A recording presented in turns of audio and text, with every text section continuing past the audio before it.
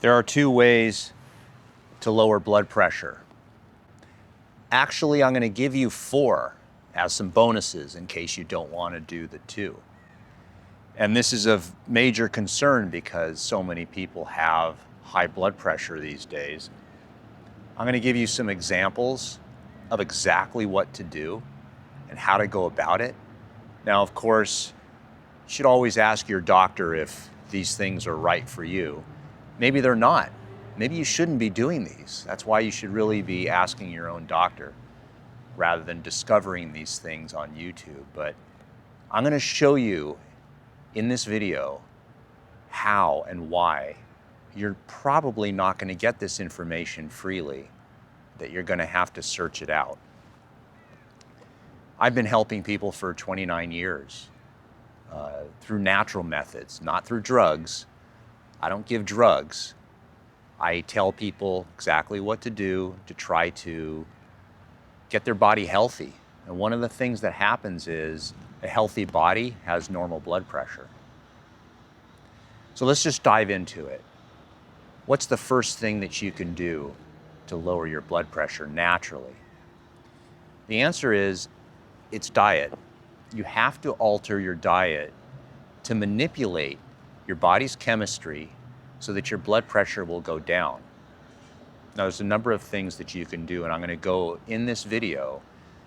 I'm going to go into very detailed information, and if you don't want detailed information, I understand. I have the other videos on my channel where we give you the hack within 30 seconds, a very edited video, but most people don't change their lives through a 30-second video because they don't have a good understanding.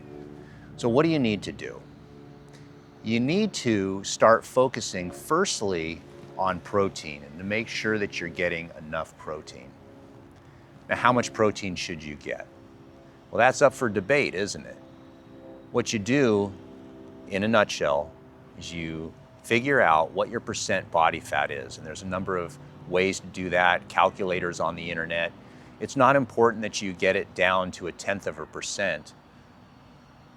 It's important that you get a ballpark figure. Are you 30% body fat? Are you 50% body fat? Are you 10% body fat? Let's assume that you're average and you're 30% body fat and you weigh 200 pounds. What that essentially means is 60 pounds of your body is fat, which means 140 pounds is what's called lean tissue. It's the lean tissue that needs protein. Now,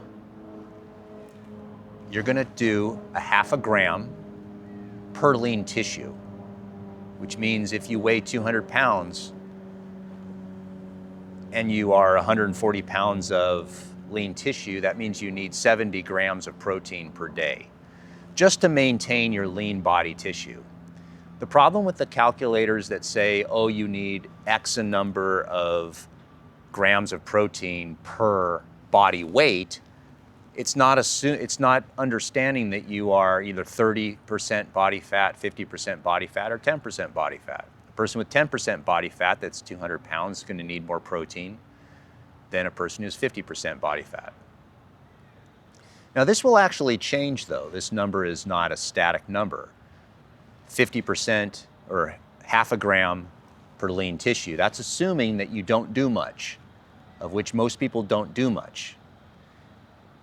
Most people will say, oh no, I'm really active. I walk my dog. I go for 2-mile walks. Well, that's not considered very active by these standards. So 1/2 gram of protein per lean body tissue is what that person needs who's that active, which is not considered that active.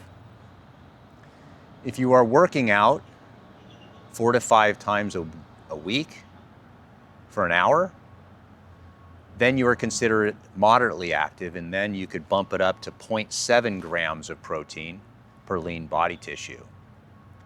If you're working out intensely, and these are people, think of CrossFit, or people like the Tour de France, insane intense exercise 6 days a week, then you're going to need 1 gram of protein per lean body tissue. Now that's your protein. Now most people, based on social media, will just end there and say that's all you need to eat. And the answer is you actually do need fat. A moderate amount of fat, not too much, but not too little. Most people eat way too much fat. So for every gram of protein that you eat, depending on how active you are, and we're going to assume that you're not super active, you're not doing CrossFit, you're not racing in the Tour de France, you're just an average individual, just like you and I, then you will need 1/3 grams of fat. What this means is, if you're eating 70 grams of protein, maybe 20 grams-ish of fat. Now what this essentially looks like in real life is if you were to eat 3 eggs in the morning, a chicken breast for lunch, and then a 6-ounce piece of salmon for dinner, right there, that works, right there. If you have a little bit of butter or a little bit of olive oil with that, maybe a couple thimbles full, you're done with what I just described. It's kind of that easy. Now let's talk about carbohydrates. Some people on the internet will tell you that carbohydrates are not essential. And that's just a weird thing to say, because carbohydrates are found in vegetables and fruit. To say that they're not necessary is just kind of silly, only because they supply so many nutrients, and there's 2 in particular, magnesium and potassium. Those are 2 minerals that essentially control our blood pressure and control our health in such ways that to not put them in our body is just asking for trouble. So vegetables, however you cook them, and this is where the extra fat comes in. If you saute them, boil them, bake them, steam them, add a little bit of olive oil, salt and pepper, you've got it made. Now when you look at your breakfast, lunch, and dinner on a plate, whatever size you're eating, that should constitute about 1/3 of the plate. The other 2/3 of the plate would be your vegetables and fruit, depending on what kind of vegetable and fruit that you eat. Now this type of diet will supply all the nutrients necessary to maintain good health and keep you at a normal weight so that you can have normal blood pressure. Now let's get into the nitty-gritty before I get into number 2. The problem with social media and the problem with YouTube is people are constantly trying to gain your trust by having you join a community or a group. And this usually is a group that narrows the amount of food that you eat, and then you vilify others. I'm going to give you an example of someone who is just now doing something just amazing, I think. And you probably don't know who he is because, well, I know you don't know who he is, but he's important to understand. Because I can see on my YouTube channel, I could look at the analytics and see exactly who you're watching. But this is a guy named Mark Bell, and he was a humongously strong, big, fat power lifter.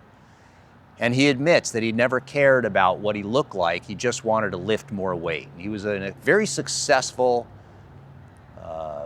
person in terms of powerlifting. He has a following, he's got his own community, just as every other doctor has their own community. on the internet or every influencer. But he was huge. He did not look healthy. Well, he started promoting the keto diet because that's pretty much what everybody does right now is when they're huge and fat. The keto diet seems to be the most popular one because you can eat sausages and eggs and bacon and steak and fat and lard and all types of things, butter. I mean, who wouldn't want to eat like that, right? And the benefit of doing that, of course, is that you do lose weight because you can only eat so much of that stuff before you just don't feel well. And it eliminates certain foods, like carbohydrates. When I say carbohydrates, what's interesting is most people think of when people say carbohydrates, they actually mean donuts and cake and pasta and bread. But people go just ape crazy and just eliminate all carbohydrates and will eliminate vegetables and fruit, which of course is kind of ridiculous, but it does work. You will lose weight. So he was doing the keto for a while and got his following. Then he converted to carnivore, where he only ate steak and did that for about a month. And now here's the craziest thing. He is now on the sugar diet. That's right. He's on the sugar diet. Before a workout, he'll have some candy, and he's at the leanest body fat he's ever been, but now he's promoting the sugar diet. And it's crazy how all these extremists seem to just get a following. I get it, but I don't get it. So you could follow whatever diet you want, but it seems as though every single person, even like these famous people like Rhonda Patrick and people, they're all going back on what they said. She used to say, don't eat breakfast, intermittent fasting, and she'd use big words to sound very important, like you're splitting your telomeres, and you're like, woo, well, I gotta do that. I gotta split my telomeres and you know, do autophagy and all these things. And now people like Peter Attia, Rhonda Patrick, all these experts are now saying, oh, wait a minute, no, you really should eat breakfast. And you're like, it almost feels when Forrest Gump was running and everybody was following him and he had this cult following, and then all of a sudden he turns around and he says, I think I'm going to go home now. I'm tired. And that guy said, well, what are we supposed to do now? Who are we supposed to follow? And it's like, that's what sheep need. Sheep need people to follow. So they're all going back and saying breakfast is now important because it gives you an opportunity to get that protein in, to get that health going in, stuff like that. But ultimately, almost everyone goes back to the center, the most balanced diet of fruits, vegetables, lean meats, moderate amounts of fats. Nobody is ever promoting that you eat too much protein because that would be bad for your kidneys, but no one is going to promote too little protein. No one's going to promote the wrong type of carbohydrates. No one's out there, other than like Mark Bell, saying eat Fruit Loops or candy. No one's saying eat bad food. But you will gravitate towards fruits and vegetables. And no one's saying eat gobs of butter. There is a doctor out there that actually has she only eats sardines and butter, and eats literally butter only. That's like her meal. It's crazy. But nonetheless, not a lot of fat, adequate amounts of protein, adequate amounts of carbohydrates, meaning fruits and vegetables, for the energy levels that you have. So that's one way to do it, is to alter your diet. And I have plenty of extra videos on that. So let's get into the second one. Now, the third one is very simple, costs you no money, and it's easy. The fourth one is, I got something here I'm going to show you in just a moment. Very disturbing, from an insurance company, and they're telling me what to say to patients and what to do and what to promote for you. And we'll go over that in a sec. So number 2, exercise. Exercise, people have a love-hate relationship with exercise. I can tell you this, that right now, cardiovascular exercise is being vilified. It's terrible for you. It creates stress. It creates cortisol, and cortisol, causes fat gain. Thus, cardiovascular exercise causes fat gain. Are you kidding me? Again, you just wait. Mark my words. Cardiovascular exercise is going to come back someday. Not right now. I understand people hate it. People don't want to do it. But this logic of cardiovascular exercise produces a stress on the body. And stress causes cortisol to rise. And when cortisol is high, it causes your body's cells to retain fat. Thus, cardiovascular exercise causes fat gain. It's the stupidest argument ever, but if you're influential enough and you have enough sheep that will follow you, people will believe you. But let's cover 3 different types of exercise. I'm not going to cover it all, but this will give you the idea, enough to help yourself lower blood pressure, and of course, ask your doctor if exercise is right for you. This is so simple, but let's cover the first one, isometric exercises. I've produced many videos where I show people how to do a gripper, where you grip something really strongly, isometrically, meaning there's no movement of the joints. So you tighten as hard as you can for 30 seconds, let it go. If you can't do 30 seconds, you do 10 seconds and you build up. But you could use a gripper, you could use a tennis ball in your hand, you can use a softball, and you can grip as hard as you can for 30 seconds. Then you do the other side, and you do a series of 6 sets of that. You could do wall sits, where you're up against a wall. I'll just do it right here, where you hold yourself here to use your body. You could do planks. There's lots of different types of isometric exercise, and I've made tons of videos on that. Cardiovascular exercise, where you get your heart rate up so that it's beating strongly. It doesn't matter what you do, whether you walk, run, cycle. You could do rowing, you could do an elliptical machine, you could do a Stepmaster, you could hike, you could do anything.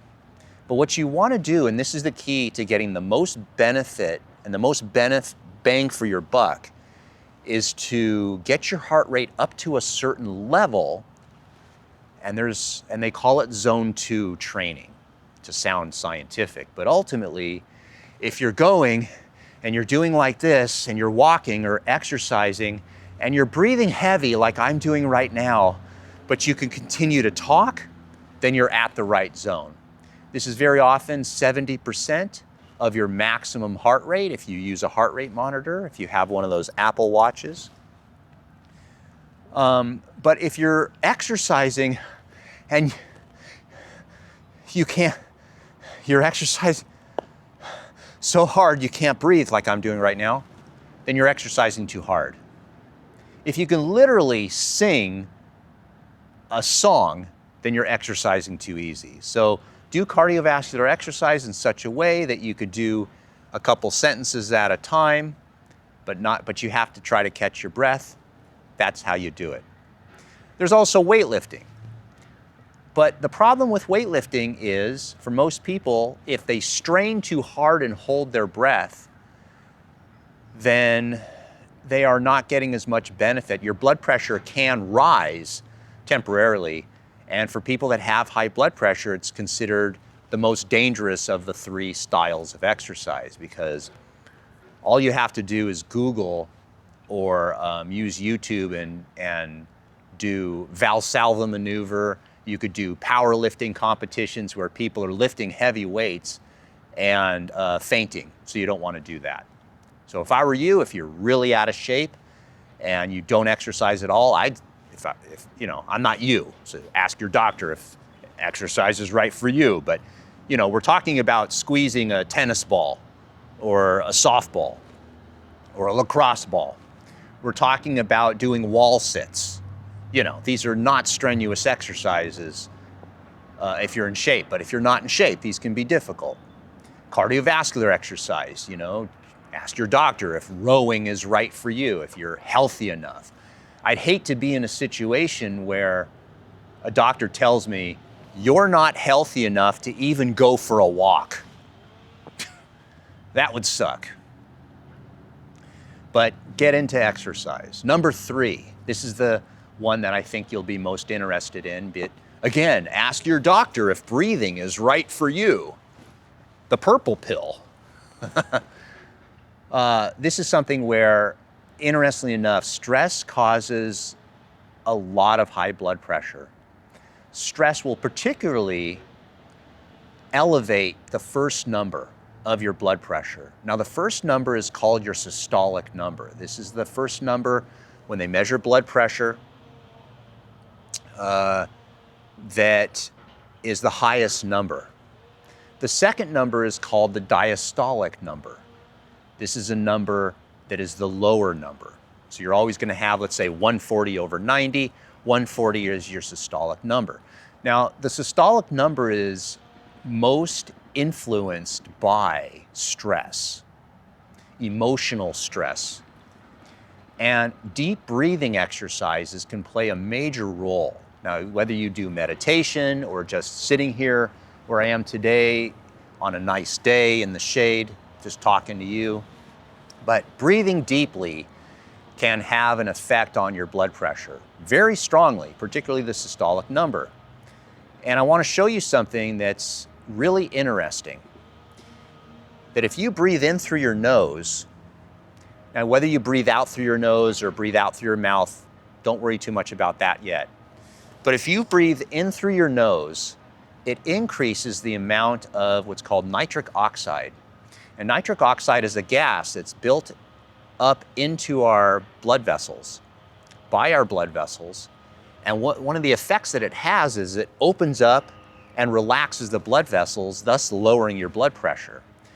So by relaxing and taking deep breaths in through the nose, you increase the amount of nitric oxide that's developed in your body.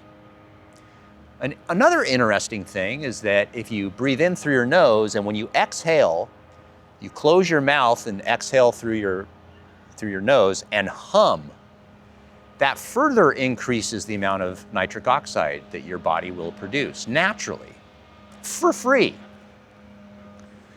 Now, there are some supplements that you can take that will help your body increase the amount of nitric oxide, but we're not going to talk about that right now. That's for another time. But just breathing in through the nose, humming, and it's so simple. It looks like this.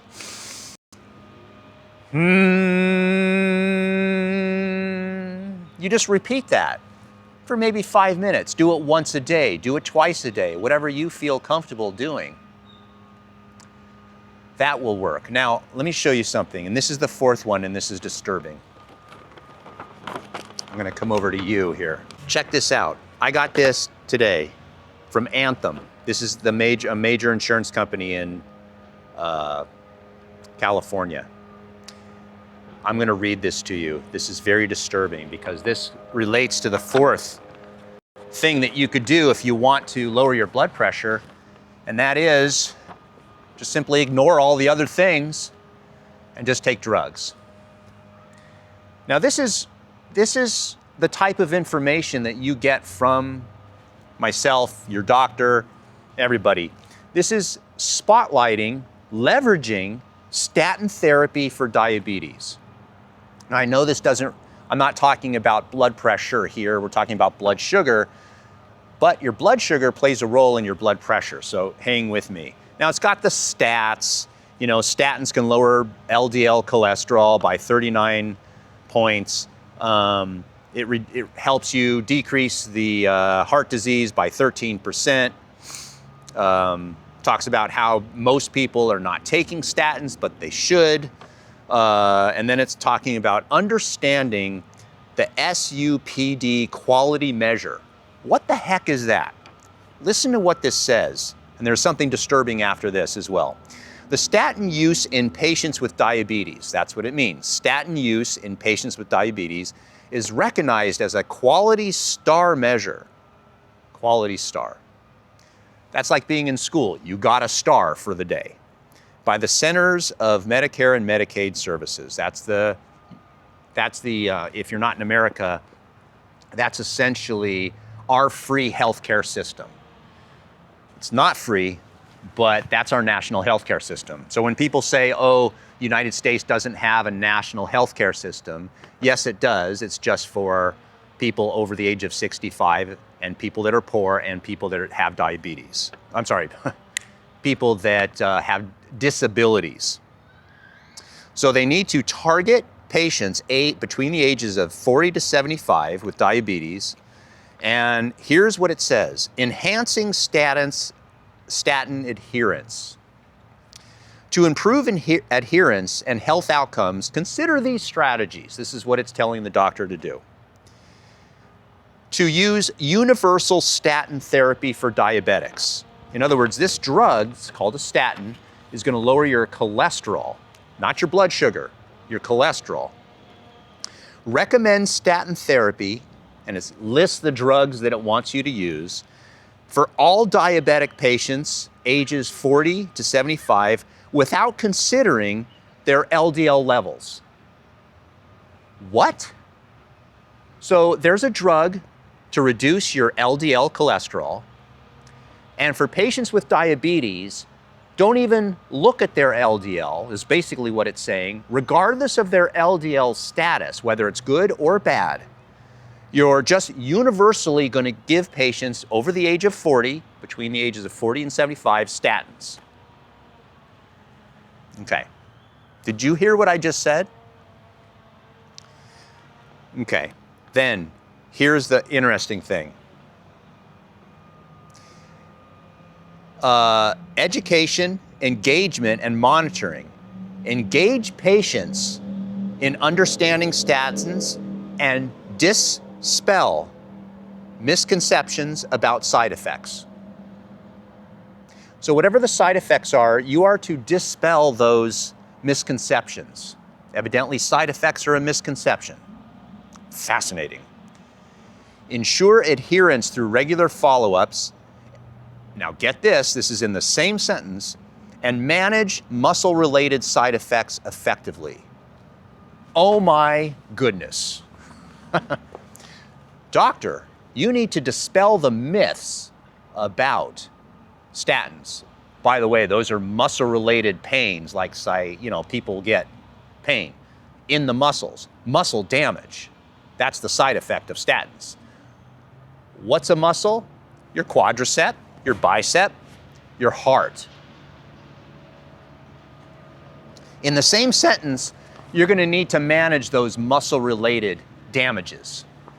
So dispel the myths and then manage those side effects which you just said were myths. If I don't make a video like this, who's going to make a video? The algorithm isn't going to like it, so you're probably not going to get it. You're probably not going to watch to the end of the video, so you're never going to get this information. The algorithm, or YouTube, Google, and stuff, say that we must have a disclaimer saying you must not take this medical advice. This is for entertainment only, which it is. I'm not here to tell you what to do. I'm telling you that this is for fun and entertainment. And to ask your own doctor, your own personal physician. But this is what your doctor, like myself, are getting. Fascinating, fascinating. So those are the 4 ways that you can lower your blood pressure. You can alter your chemistry through diet, natural methods. You can use exercise as a method of treatment. You could use deep breathing methods, stress relief. You could use drugs. These are your choices.